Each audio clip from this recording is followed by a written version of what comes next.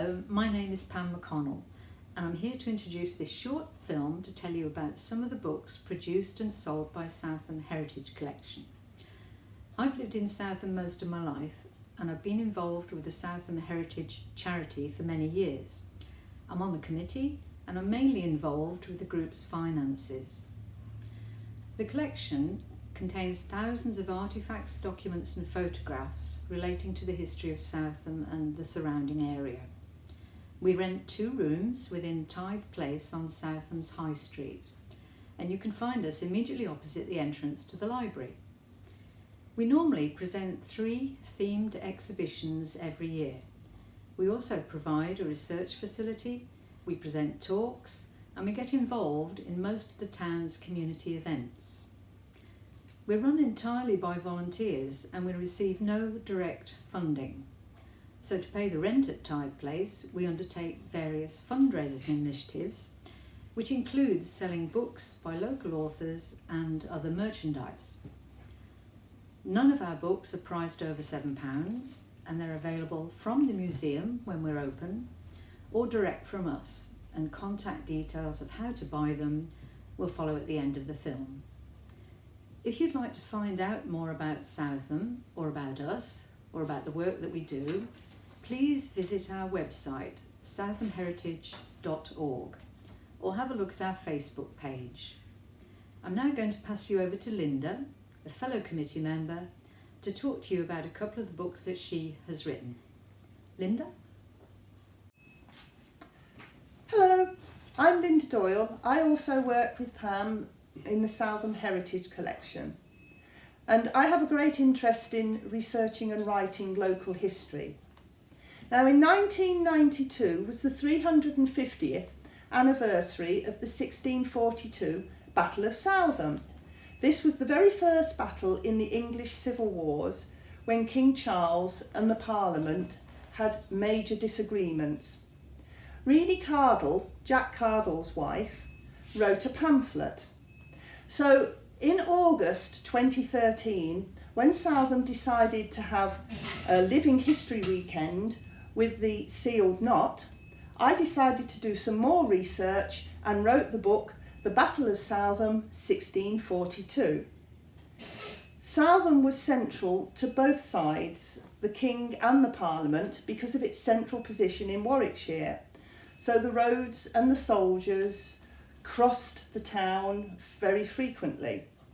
The Parliament were in town and there was a lot of church vandalism, and the rector was for the King because he tried to give arms to the local people to fight for the King. King Charles stayed in the manor house. He was frequently there before, during and after the battle periods. 2 months later, after the Battle of Southam, he stayed in the manor house, which was 2 days before the Edgehill battle. Now, in 1854, Major Seth Bond, from the charge of the Light Brigade, had a major interest in soldiers and wars, and he told his nephew, William Plummer, exactly where he thought the battle had taken place. And there's the map that William Plummer drew. It's a 52-page book that we sell for £6.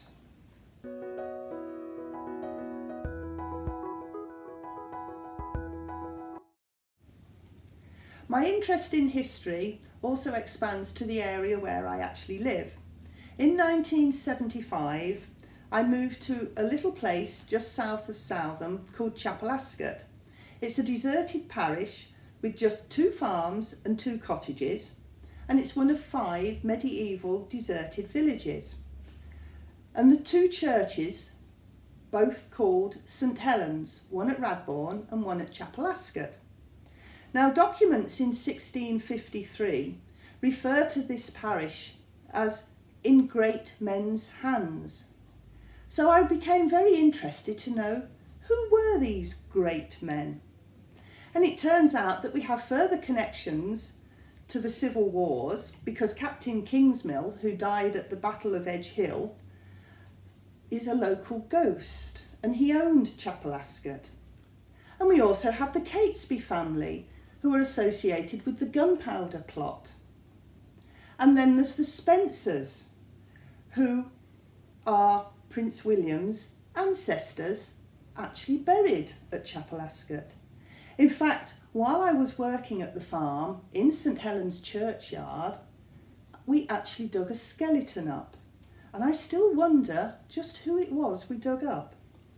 There's fish ponds, and where the cattle walked around the farm, I even found a medieval wrought iron dagger. So I still walk the same acres. My bedroom view is still the same view across Weddington Hill. There was a Roman farm up there, and in later years there were windmills.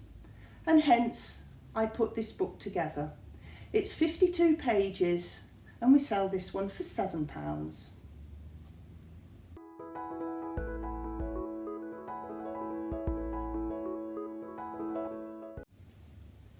Hello, my name is Rowan Parker. I'm a Southam native.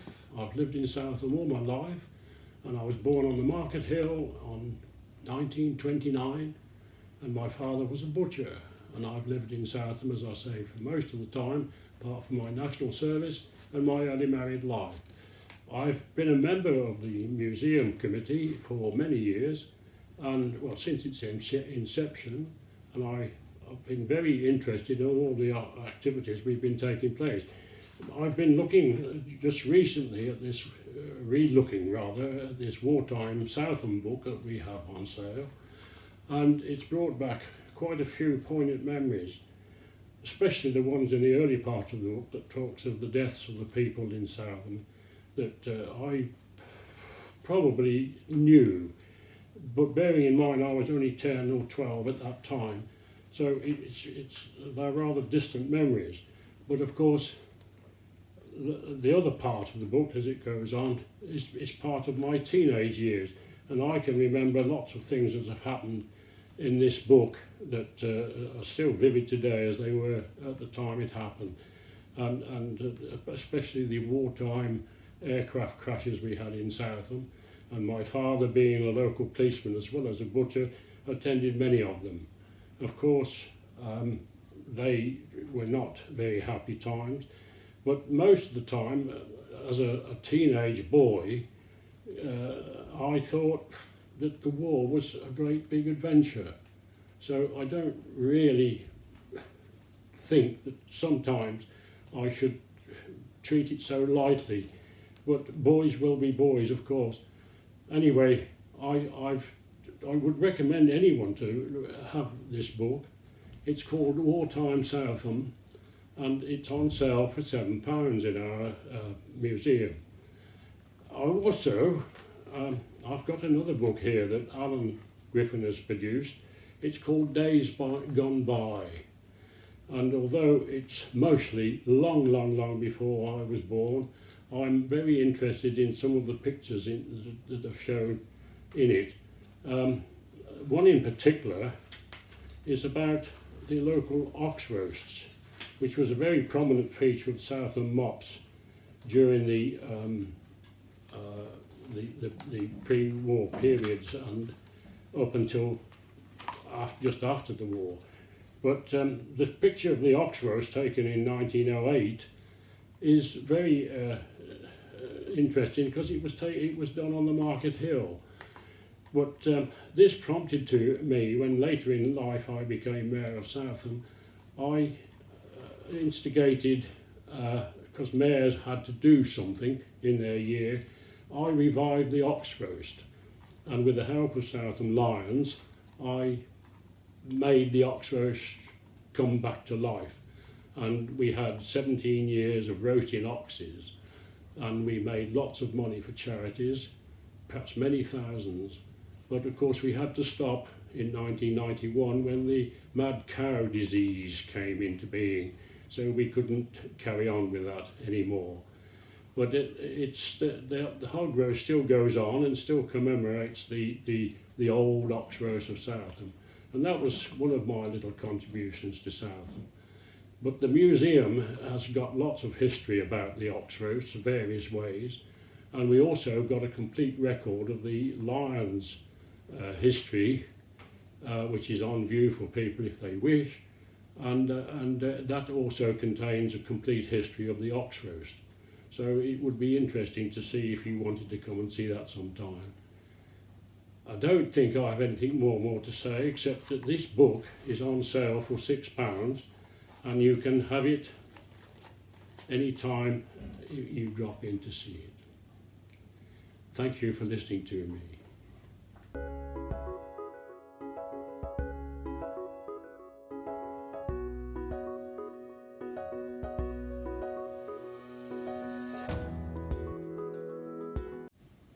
Hello, I'm Helen Morris, and I came to Southam many years ago now to teach at the school here, and very shortly after that I joined the Friends of the Cardinal Collection. Actually, it was right at the beginning, so I was a founder member, and I stayed on the committee until I left Southam in 2014. So I've been here about 43 years. And now I'm a trustee member. While I was here, I was in charge of the oral history recordings, and never done it before, so it was quite interesting, and met a lot of people in Southam, about over 40, and their anecdotes and funny remembrances sort of inspired me to think what I could write about, because I always wanted to write a book. And Southam Zoo seemed to be the one everybody thought was entertaining and funny. Most of them have been there. So I thought this is a good one to find out all about it. So I went to interview Graham Clues, who was a member of the family. He was the son of the farmer who started the zoo in 1966. And he and his wife changed it from a farm to a zoo, gradually adding more and more animals, starting with the monkey. And it went on from there. So I found I had a lot of little anecdotes that Graham mentioned, which I decided to put in a book for children. And this is what came up. It had pictures that I drew myself and other pictures there, and I hope you can see it here. Southam Zoo. Some very kind people gave me pictures and things to put in it, and lots of information, and I think you'll find it quite entertaining. So I hope this is good enough for you to get the idea. Some people, other legends have been added to this over the years, and I believe there's a website on Facebook about it too. But I think the ones in here you may not have heard before, and it might surprise you about what happened at Southam Zoo.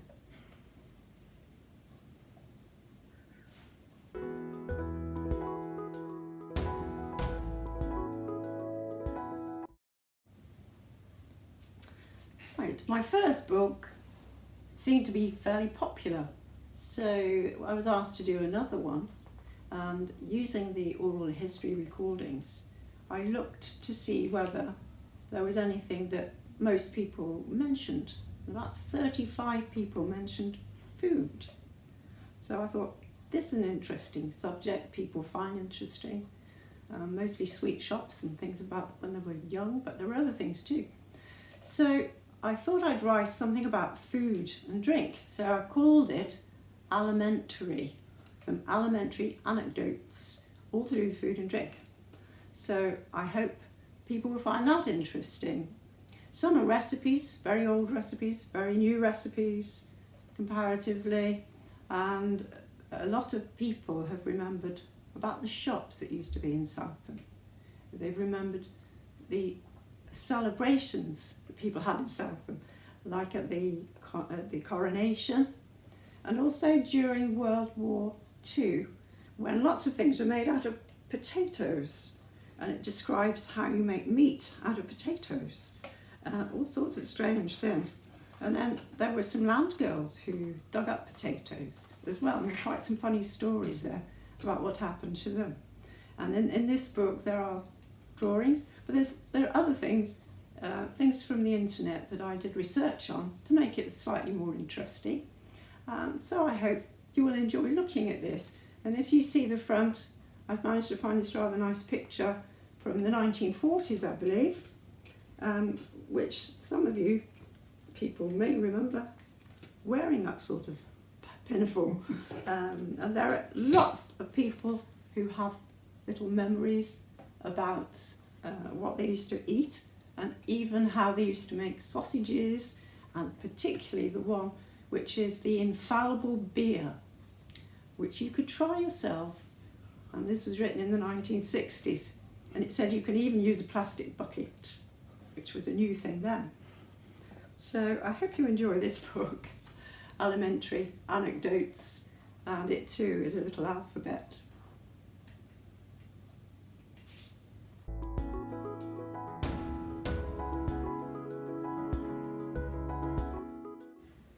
Thank you, Helen. We're now going back to Linda to talk about a couple of our most popular books. Another one by Alan Griffin, and then one by Brian Townsend, a former Southam librarian. Linda. Another of Alan Griffin's books that he's done in collaboration with the Southam Heritage Collection is this one on the Southam Fire Brigade. It celebrates 2 centuries of volunteer firemen in the town.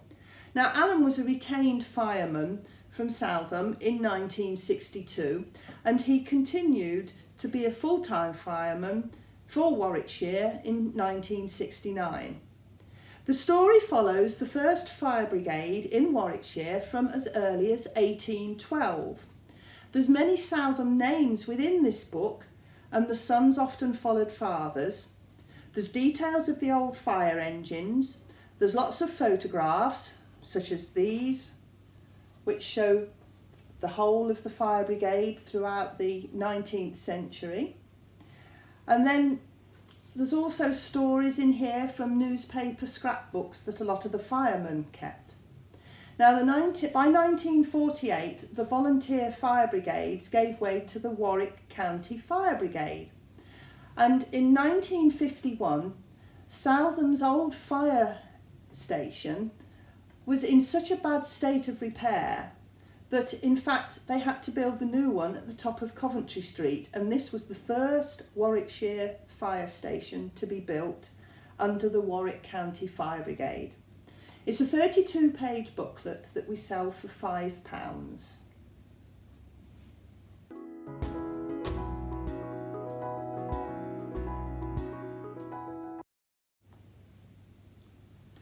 One of our most popular books is this one about Southam, called Southam Through the Centuries.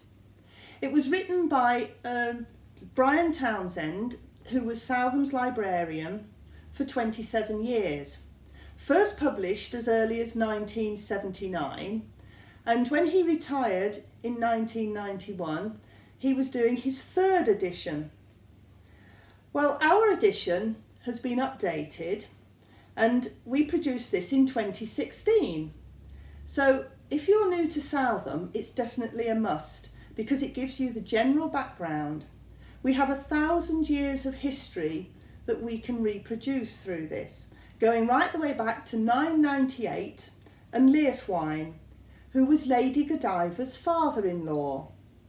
And then Lady Godiva's husband is the one who sold Southam to Coventry Priory. And in 1227, our market town was actually first recorded as a market town. Very much based on agriculture, with the drovers' roads crossing through the middle of it, and with the coaching roads going from London up to York. It was a very busy place. Sadly though, the canals and the railways bypassed the town, but we could say that the cement works actually saved the town because they brought the industry in and kept it going.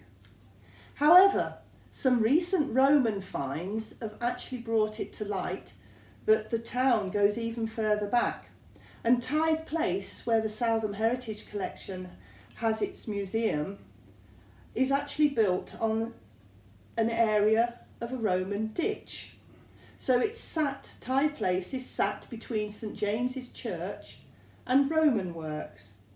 But there's much of the town is still in this 21st century visible to see what was there in the 17th and the 18th centuries. So do have a good wander around the town if you buy this book. It's another 52-page book and it's £7.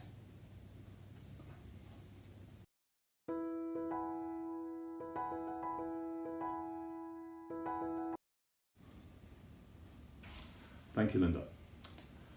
Hello everyone.